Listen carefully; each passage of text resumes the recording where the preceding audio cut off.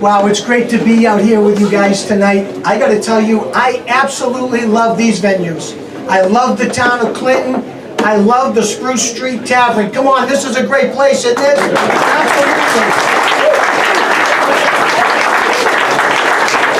Guys, I just, you know, whenever somebody's running for office, they kind of want to know the audience. You kind of want to know, you know, where do people stand? And so, I guess I got to ask a couple of questions. Are there any Liz Warren supporters in here?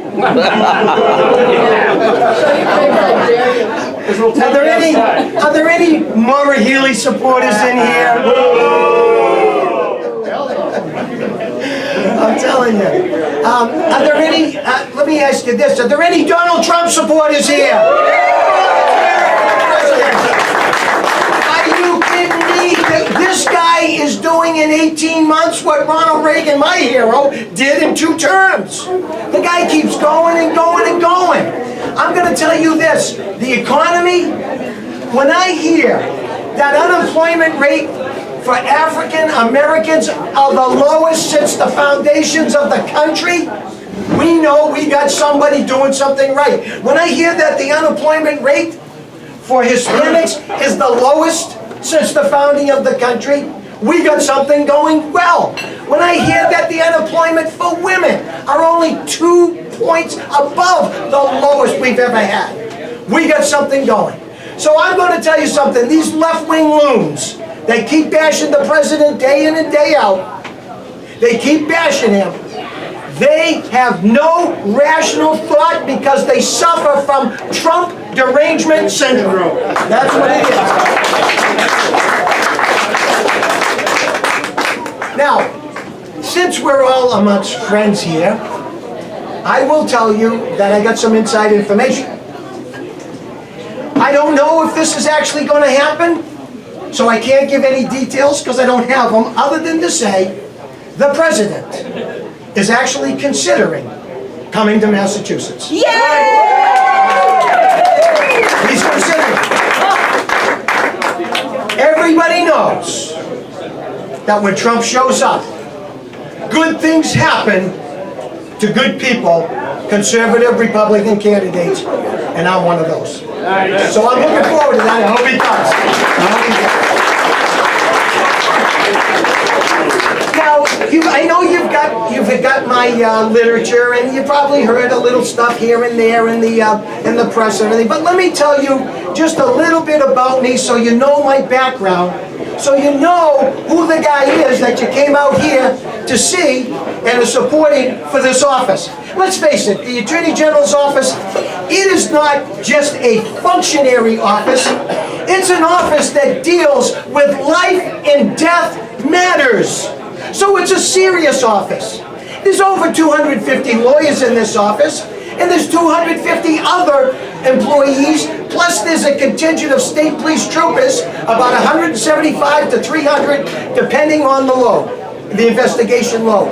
So it's a serious office, and it requires someone that has serious experience.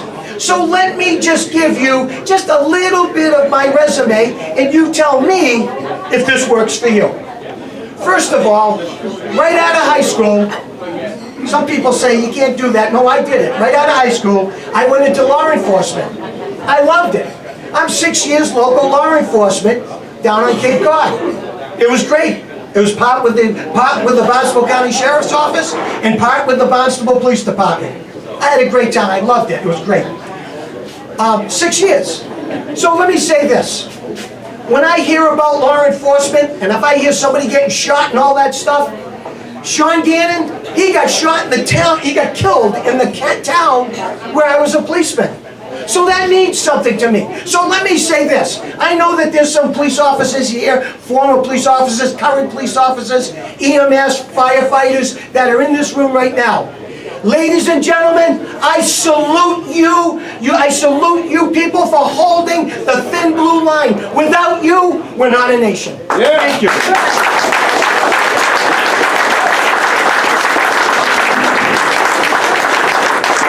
I'm also, I got 6 years military experience. I was in the Massachusetts Army National Guard. I was a second lieutenant in the military police. I absolutely loved it, and I want to say to all the veterans here and to all the current and former military, I salute you as well, you honorable men and women. We are the home of the free because of you, the brave. Thank you.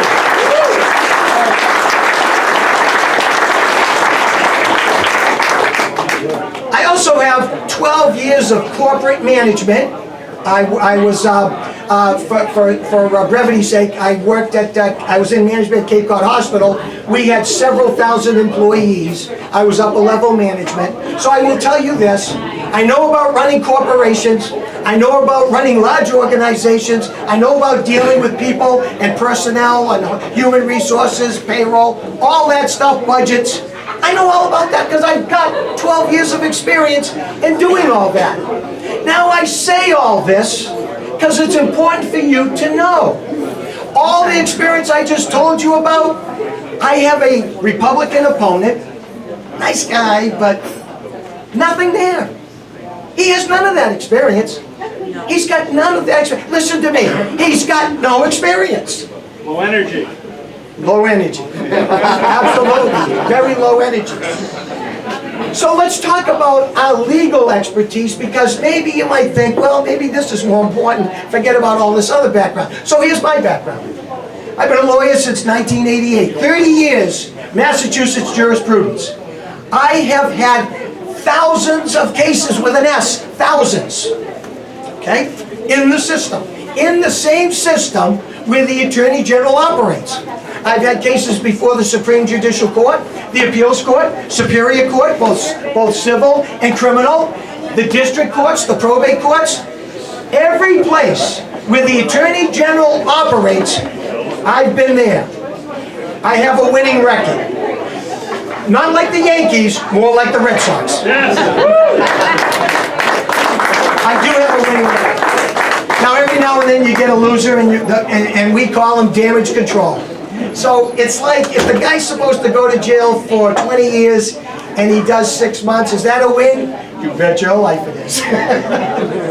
All right, so we work hard. But my point in all this is that I've got experience in all levels of court.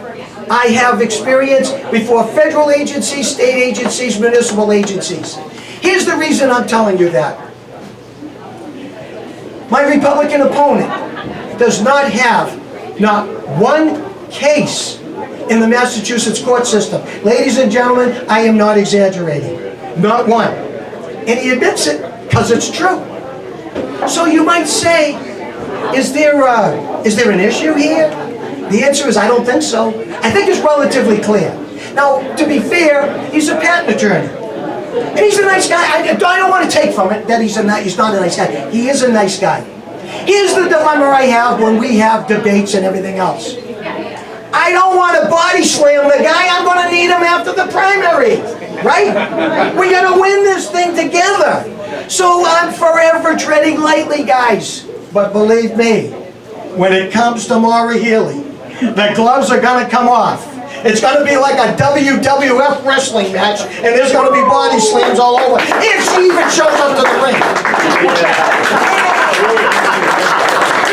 I am going to treat her with all the dignity and respect that Donald Trump treated Hillary Clinton. I can't wait. All right, so let me talk a little bit about the issues. I'll tell you what. Have you guys been watching the news lately? Does the left keep getting nuttier? Are they the gift that keeps on giving? Can they get any worse? How about Governor Cuomo? Is he a nut or what? Did you hear what he said? They were talking about making America great again. Now let me tell you something. Even if I was a socialist and somebody says, let's make this place great again, what am I going to say? No? I'll say, yeah, let's do it. What do you need to do? I mean, they wouldn't know what to do, but I mean, you'd say, what do you need to do? He says, it doesn't mean anything. America wasn't that great to begin with.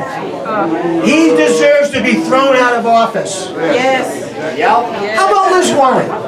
Liz Warren says law enforcement is racist from front to back.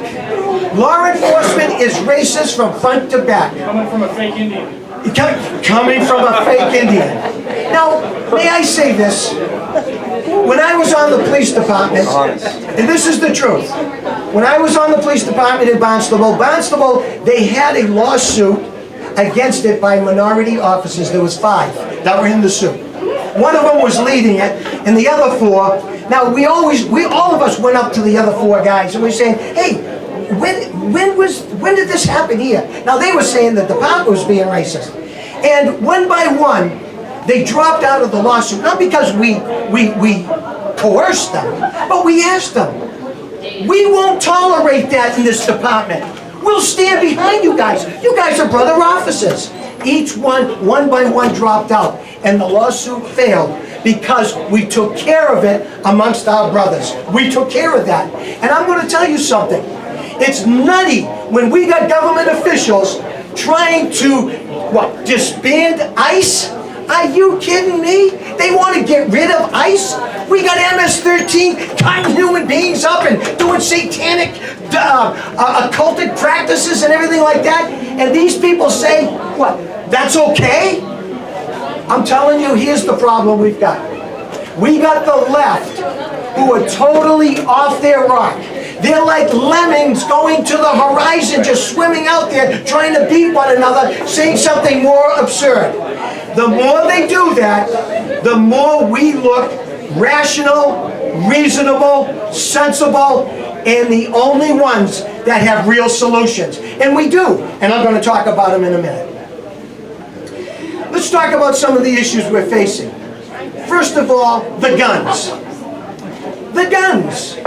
Second Amendment. Guys, I'm a gun owner. Ask my opponent, if you get any debates or you see him, ask him. He says he's got a gun license. He says he's got a license to carry. I haven't seen it. Whenever I'm somewhere, I'm in a crowd right now. I don't have to pull it out because I know you're going to believe it. But I hold 3. I hold 3 licenses to carry. I hold one that was issued by the state of Massachusetts, and it's sometimes good in Massachusetts. I have a New Hampshire one, and I paid some good money for it. I paid $100 for it. It expires in 2020, and you don't need it now. You don't need it. They're constitutional carry in New Hampshire. We had some people here a little while ago from New Hampshire. It's constitutional carry. That's where it should be in every state. All 50 states should be constitutional carry because it's your right.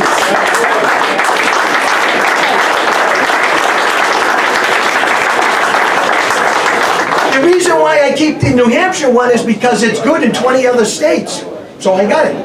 And then I got the Universal. Who knows what the Universal one is? Utah. I got the Utah one. I got it from, sorry guys, but Four Seasons was running a special, so that's right. So I went up to Woburn and got it. It's great though, so I'm pretty much good. Chris, what am I good in? 44 states, I think? Something like that. Okay, now I got to tell you something. Every now and then I'll make a few promises. Let me make one right here. If President Trump doesn't beat me to the punch, I'm going to enter into reciprocity agreements with other states. I promise you I will do that. I'm serious. I'm going to do that. Now, if I can be so bold, let me tell you how easy it is, just so you know what these loons are doing on Beacon Hill. Let me use an example. It goes like this. I get into office. I tell the secretary, can you get the AG in South Carolina on the phone? Guy gets on the phone, I talk to him, I says, hey, how come you guys won't accept Massachusetts down there, our licenses to carry? He's going to say, because you won't accept ours. How about if I do a one-page agreement that we accept yours, you accept ours, will you sign it? What's he going to say? He's going to say, yes, I'm going to do it. That's it. Folks, it's that doggone simple. But people think it's, it takes the act of the legislature. No, it don't. Just got to enter into the agreement. Do you know, and there's analogous issues on this. We did it with driver's licenses way back when. We had to do it. There had to be some kind of continuity till finally somebody passed a federal law to the Highway Administration says, hey, you got to accept everybody's licenses. But there was a time when you had to decide If they suspend the license there, do we suspend it here? Because they suspended it. Those were reciprocality agreements.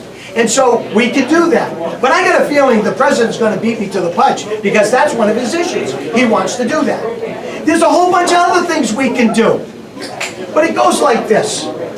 All it takes is some creativity and somebody up above who's going to be faithful to what he told the people he's going to do. And I'm going to tell you, I'm your man, I'm going to do it.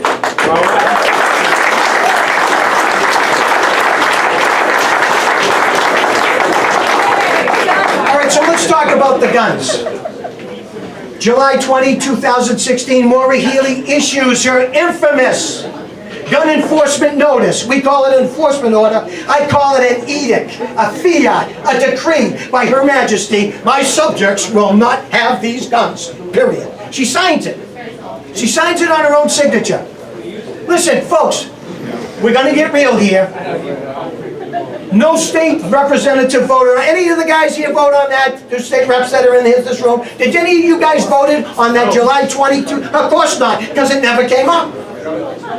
No state senator voted on it. Governor never even knew it was coming. Here she goes, issues it on her signature. She says she wants to get guns off the streets. Did she get your guns off the streets?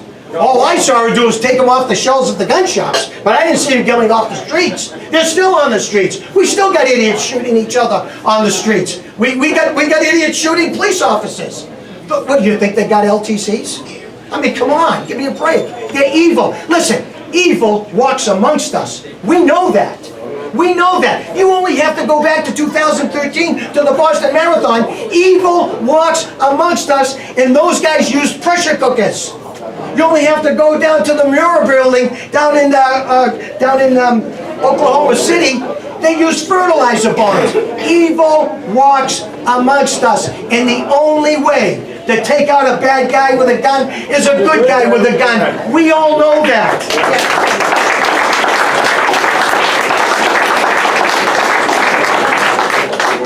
And speaking of that, I know why Maura Healey did what she did. I'm going to talk about that in a moment. But I do want to tell you this. I know, and she knows, but she will not acknowledge it. I know that people in Massachusetts who possess license to carry firearms, those people do not commit gun crimes at all.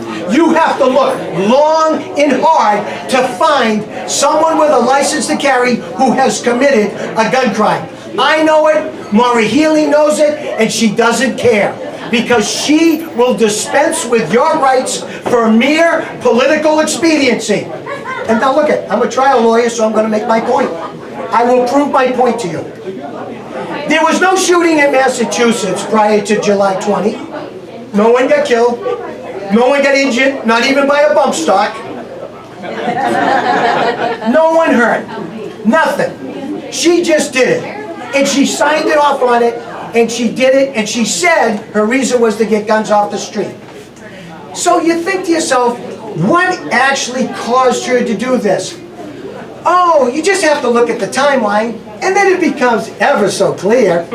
She knew that the following week, she was on the agenda to go down to Philadelphia to the Democratic National Convention, and she was going to endorse Hillary Clinton for president.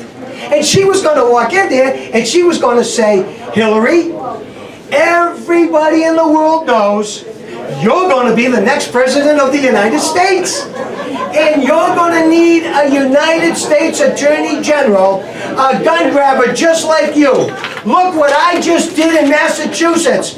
I banned on my signature alone a whole host of guns, and I can do better because you and I are gun grabbers, and we can teach those people a lesson.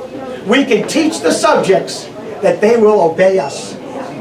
I'm telling you folks, that's where it went. Thank God they hit the Trump bump. Yeah.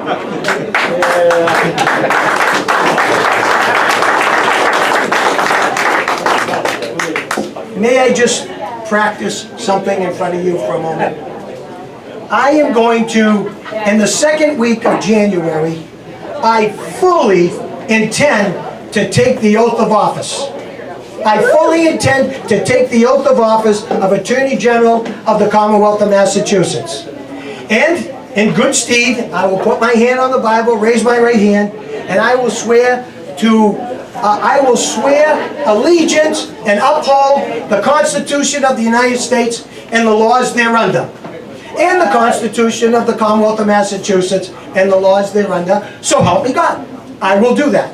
And then when everybody's out, I say, wait a minute, keep the cameras rolling, don't shut those off yet. I got something here, and I'm going to pull out a piece of paper, and I'm going to say, by the way, as long as we're talking about the Constitution, I got something to do as my official act of office, and I'm trying to do it all in the same breath.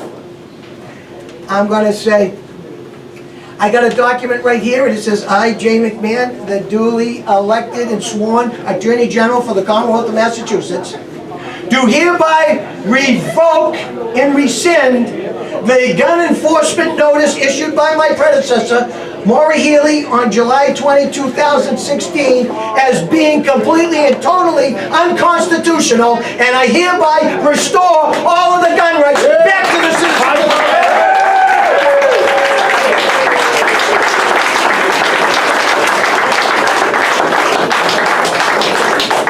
I'm going to send a message, not only to her, not only to the left-wing loons, but also to all the people that are supporting me. The reason I'm going to do that is because you are patriots. See, it's your rights. It's also their rights. They're throwing it away because they don't know their history. But you know your history. You know that these rights have been ours since 1790.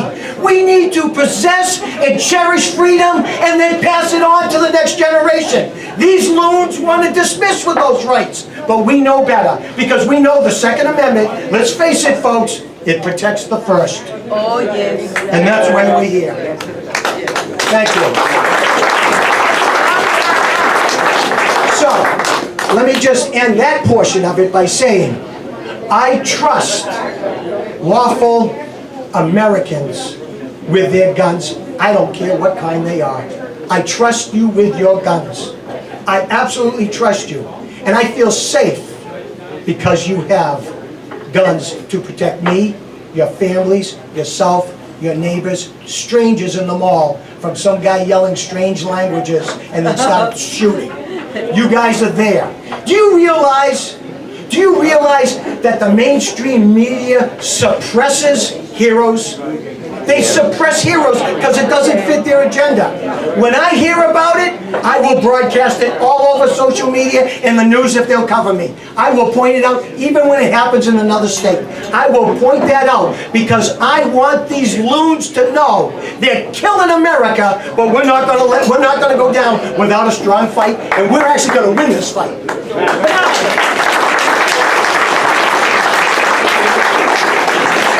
Okay, so I am the gun guy. I've got guns. I got a lot of guns.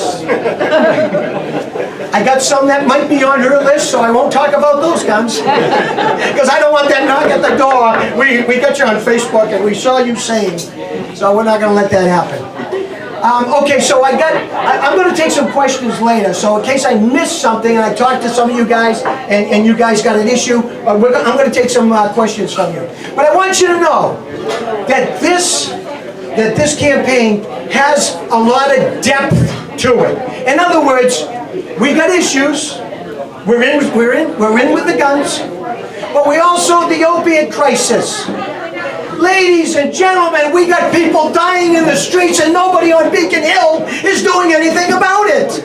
I'm serious. When the deaths by opiate addiction are quadrupling since this woman has been with the AG's office, that means nobody's doing anything about it. Unless she's trying to make it accelerate, because it's accelerating. We got people dying in the streets. And if it weren't for first responders with Narcan, it would be twice as bad. In the United States alone last year, we've lost 66,000 people to the opiate epidemic. Let's talk about let's conceptualize what that is. That is a packed Gillette Stadium. Or if you want a baseball analogy, a doubleheader at Fenway Park. That's an awful lot of people dying in the United States.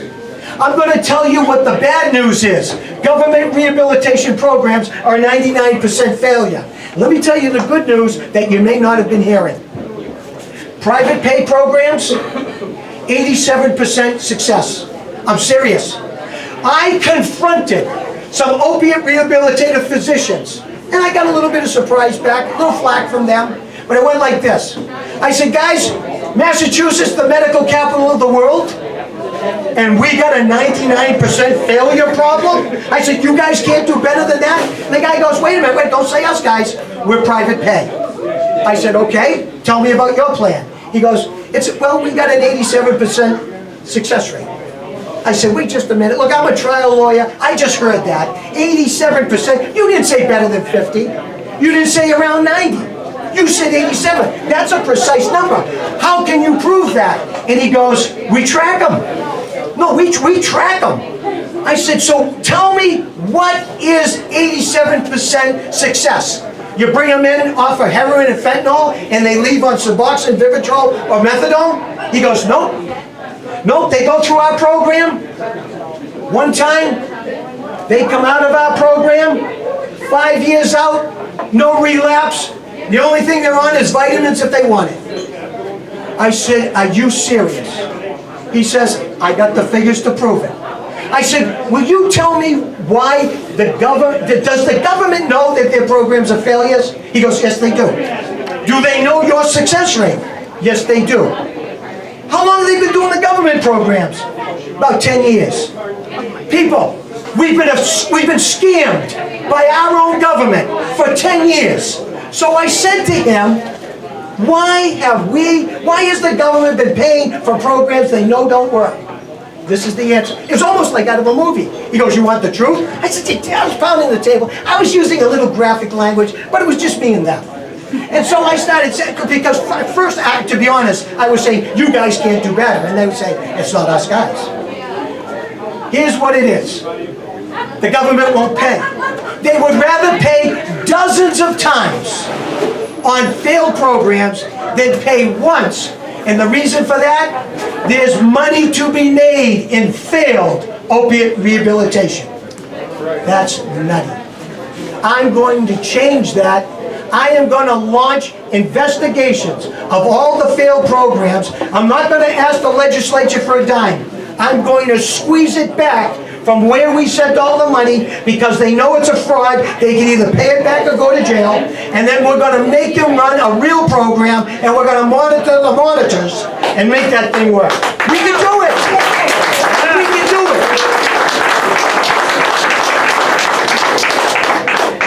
Here's why I am passionate about the opiate issue. First of all, nobody's doing anything about it. Number two, I know we can give their lives back. And number three, I lost somebody. I lost my oldest son to the opiate crisis. Now let me tell you something. It's a crisis when somebody else loses somebody. It's an absolute curse when you lose a family member, or when you're going through it and they haven't died, but they're in the process of stealing everything and selling stuff. Opiates do something screwy to the mind. People don't say, I'm going to take my mother's jewelry and sell it. They just do it because it's there. They don't do it on purpose. They don't have malice. They're just so deep. Their brain is gone. But we can give them their life back. Let me tell you about my son Joel, just so you know. I got something here. 2003, United States Army. Joel's in the military. He wants to make it a career. He's part of Iraqi freedom. He was one of the first troops to enter Baghdad. A couple of weeks later, he was on a night mission. And the front line is about 1,000, this is Joel telling me the story. The front line is about 1,000 yards up. Right here, it's him and two other guys, and they're guarding a heavy piece of equipment. The rear line is 1,000 yards back. The front line is screaming, they got incoming, they need that piece right now, need it right now. So Joel says, okay, he calls the guys in the rear, and he says, hey, they need this thing up front. How long is it going to take you to get up here? We got to get it up there. They go 15 minutes. So Joel radios the front. He can hear them screaming on the radio. He goes, we're going to get it up there in 15 minutes. He goes, we can't wait. We got casualties. We need it now. And so Joel says to his buddies, he goes, We got to get it there. We'll drag it there. We'll crawl. However, we will get it there. The adrenaline kicks in. They get it there. All three guys destroy their backs. Military tries their operations, do everything they can. Enlistment is up, and he's told, son, you're unfit for duty because of your condition, but don't worry about it. We're going to discharge you to the VA. Joe goes, great. There goes my career, there goes my life, but we'll do what we got to do. Goes to the VA. They look at his records. He's got them all. Gives it to them. I'm here. I'm ready to do it. Whatever you guys got to operate or something. And we don't think we need to operate. Here's a 30-day supply of OxyContin. Come back in 30 days. We're going to take care of it. We're going to treat it. You don't know. So he takes it. A couple of years later, what happened to Joel happened to tens of thousands of disabled American vets. They're opiate addicts. So the government says, uh-oh, this was not a good idea. So now they say, here's what we'll do. We'll dial it back. We'll start giving them 20-day supply and tell them make it last 30 days. And that's what they did. When you're an opiate addict, it doesn't work. You need it. Unless you go through a real rehabilitative program, you need it. And so, what was happening is, you'd go to the doctor, you say, Doc, really, Doc, I need it, I'm a wreck, I need it. And the doc would say, sorry, but the guidelines say, and they cut them back. So what do? They all make it up on the black market.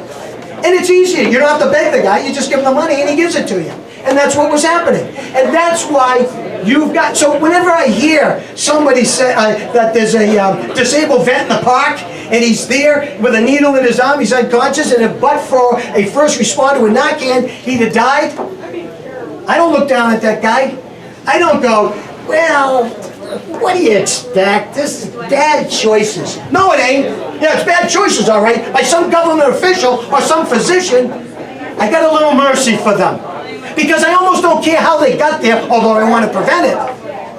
I want to give them their life back. We're going to make them. We can do it. We can give the opiate addict, we can turn him from a zombie back to a productive taxpayer. We can do it. We have the know-how. We have the know-how. We have the technology. All we need is somebody in high place who's going to slam this thing through, and I'm the guy to do it. I will slam it through. I promise you that. You can take that to the bank.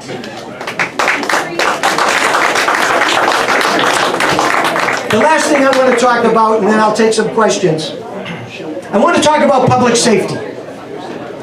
Public safety. Now you might think, well, anybody can take care of public safety. I mean, come on. It's part of the job. It's the turf. Not with this left-wing loon. Not with her. I'm going to share something with you, and you tell me what you think. You're the jury. I'm going to present the case to you. It's only going to take a few seconds, but let me give it to you. It goes like this. President Trump, January 20, 2017, takes the oath of office. I know because I was there. I saw him take it. A couple of days later, because he couldn't get all his national security advisors through the Congress, through the Senate, he had to deal with, and I can't even say this with a straight face, intelligent people from the Obama administration. He had to deal with them. So they come into him, he has this first